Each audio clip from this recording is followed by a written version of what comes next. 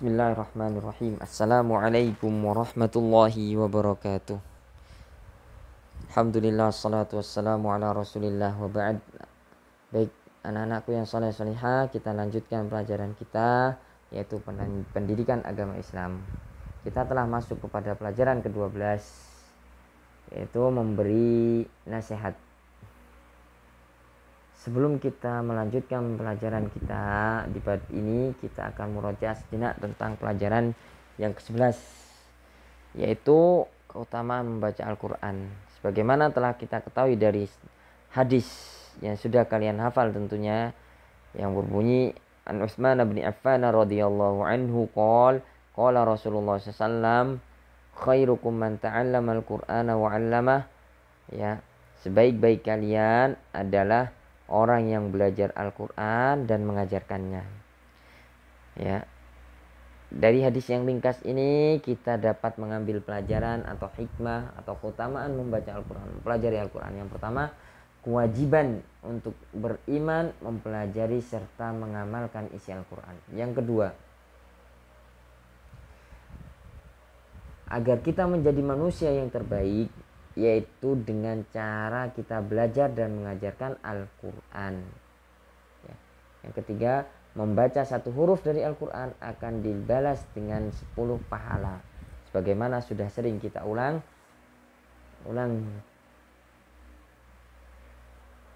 Membaca Al-Quran membuat hati menjadi tenang. Al-Quran menjadi syafaat bagi para pembacanya pada hari kiamat, menjadi penolong ketika hari kiamat. Karena mempelajari Al-Quran salah satu bentuk untuk mendekatkan diri kepada Allah. Baik, kita masuk ke pelajaran kita. Yang akan kita pelajari hari ini adalah yang pertama, arti nasihat. Yang kedua, cara mengingkari kemungkaran atau kejelekan. Yang keempat, agama adalah nasihat.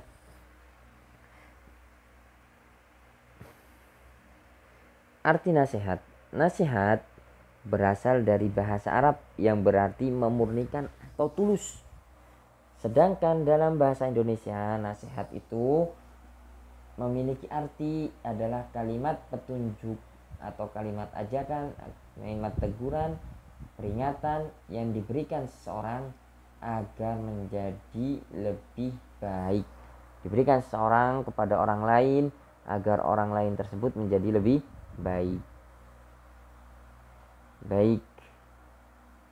Kita masuk ke cara mengingkari atau mencegah kemungkaran. Di dalam buku kalian ada cara yang berdasar dalam mengingkari atau mencegah kemungkaran berdasarkan hadis dari Nabi SAW, dari riwayat yang diriwayatkan oleh sahabat Abu Sa'id Al-Khudri radhiyallahu anhu. Beliau mengatakan bahwasanya beliau pernah mendengar Nabi SAW bersabda, "Man ra'a minkum munkaran falyughayyirhu biyadihi wa fa illam yastati fa bilisanihi fa illam yastati fa biqalbi wa dzalika adhaful iman." Barang siapa di antara kalian melihat kemungkaran, hendaknya ia mengubahnya dengan tangannya. Apabila dia tidak mampu, maka dengan lisannya. Apabila dia tidak mampu, maka dengan hatinya. Itulah selemah-lemah iman. Lalu bagaimana cara mengingkari kemungkaran menurut hadis ini? Yang pertama adalah melihat kemungkaran itu secara langsung, melihat sebuah kejelekan secara langsung, bukan berdasarkan berita yang didengar. Kemudian ketika sudah melihatnya secara langsung, merubah atau mencegahnya dengan tangan. Yang kedua adalah dengan tangan kita mencegahnya. Apabila kita mampu atau punya wewenang. Contoh, jika kalian melihat adik kalian mencoret-coret tembok, maka kalian pegang tangannya agar berhenti mencoret-coret tembok. Kalian mampu untuk mencegah kemungkaran. Kalian mampu untuk mengingatkan adik kalian dengan cara tangan kalian dengan tangan kalian, ya. Atau misalnya adik kalian makan dan minum dengan tangan kiri, kalian melihat langsung dia makan dan minum tangan kiri, maka ambillah sendoknya atau ambillah gelasnya lalu pindahkan ke tangan kanan. Ini cara mencegah kemungkaran dengan tangan, ya. Kalau kalian mampu. Adapun ketika kalian tidak mampu dengan tangan, baru pindah dengan cara yang ketiga, dengan cara yang kedua. Dengan apa?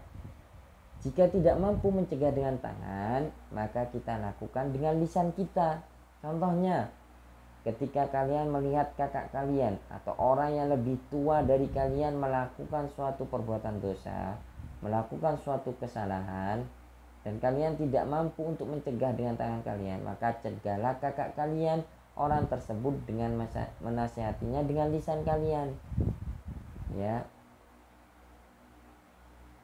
Apabila dia tidak mau, maka cegahlah dengan melaporkan orang tersebut, kakak kalian tersebut, kepada orang tua kalian atau kepada orang yang mampu sekiranya untuk mencegahnya. Contoh misalnya kakak kalian melakukan atau sedang berkelahi, ya, misal kakak kalian sedang berkelahi, ya, kalian tidak mampu untuk menarik tangan kakak kalian, maka kalian cukup dengan lisan kalian, sudah kak, berhenti, jangan berkelahi. Apabila dia tidak mendengarkan, kalian pulang ke rumah, lapor kepada orang tua kalian, ya, agar orang tua kalian yang menasihatinya, mencegahnya. Atau misalnya rumah kalian jauh, tidak cukup untuk menyampaikan pesan, cari orang, ya, misalnya yang lebih tua, minta bantuan, Pak tolong kakak saya lagi berkelahi di sana, diajak agar orang tersebut mencegah kakak kalian untuk berkelahi misalnya, dan sebagainya, ya. Nah, jika masih tidak mampu dengan lisan, maka ada cara yang terakhir, yaitu dengan hati. Jika kita tidak bisa mencegah kemungkaran kejelekan dengan tangan atau lisan kita, maka kita hendaknya ingkari dengan hati kita. Misalnya, sudah berusaha mencari orang untuk menghentikan kakak kita berkelahi, namun tidak ada, karena mungkin di tanah lapang dan tidak ada orang yang lewat, ya sudah cukup kita ingkari kelakuan kakak kita dengan hati kita, sambil kita terus berusaha mendoakan semoga cepat berhenti berkelahinya atau yang selainnya, ya, mengingkari dengan hati kita. Ini cara mencegah atau mengingkari kemungkaran. Baik, pada bab berikutnya, atau agama adalah nasihat. Nah, bagaimana dalam sebuah hadis yang diriwayatkan dari sahabat Abu Ruqayyah Tamim bin Aus Ad-Dari, beliau mengatakan bahwasanya beliau pernah mendengar Rasulullah SAW bersabda, ad-dinu nasihatu qulna liman qala lillahi wa li kitabihi wa li rasulihi wa li a'immatil muslimina wa ammatihi. Agama adalah nasihat. Maka para sahabat pun kami bertanya, untuk siapa?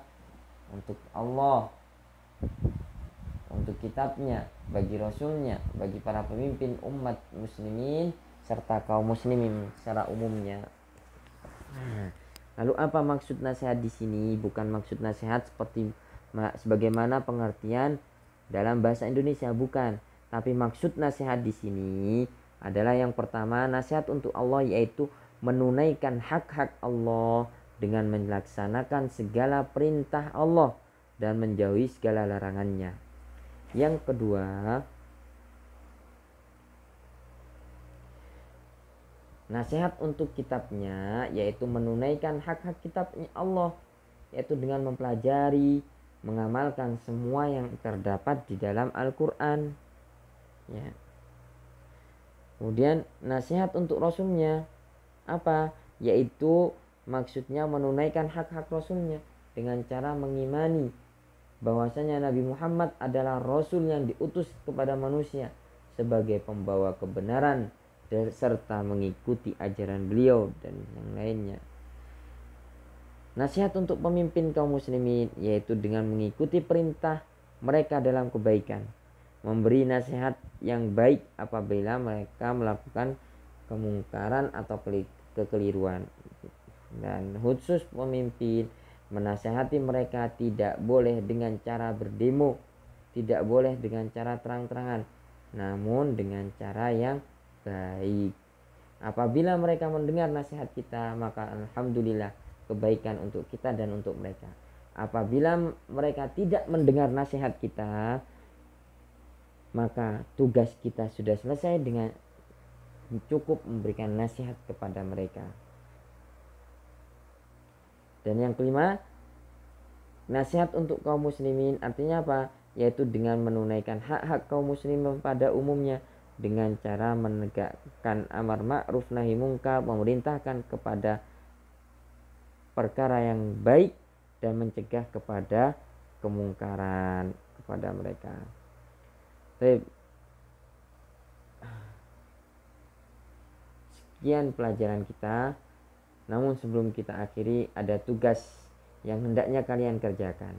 Yang pertama, setelah kalian nonton video, baca kembali halaman atau pelajaran ke-12 di depan orang tua kalian. Yang kedua,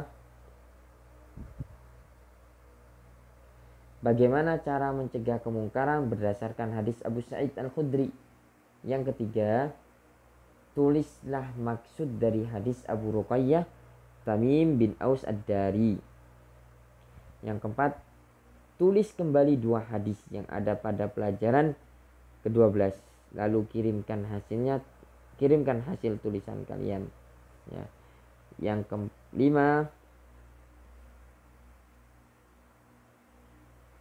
adalah hafalkan 2 hadis tersebut, lalu kirimkan hafalan kalian kepada kami melalui voice note atau rekaman suara. Demikian pelajaran kita hari ini. Kurang lebihnya kami mohon maaf.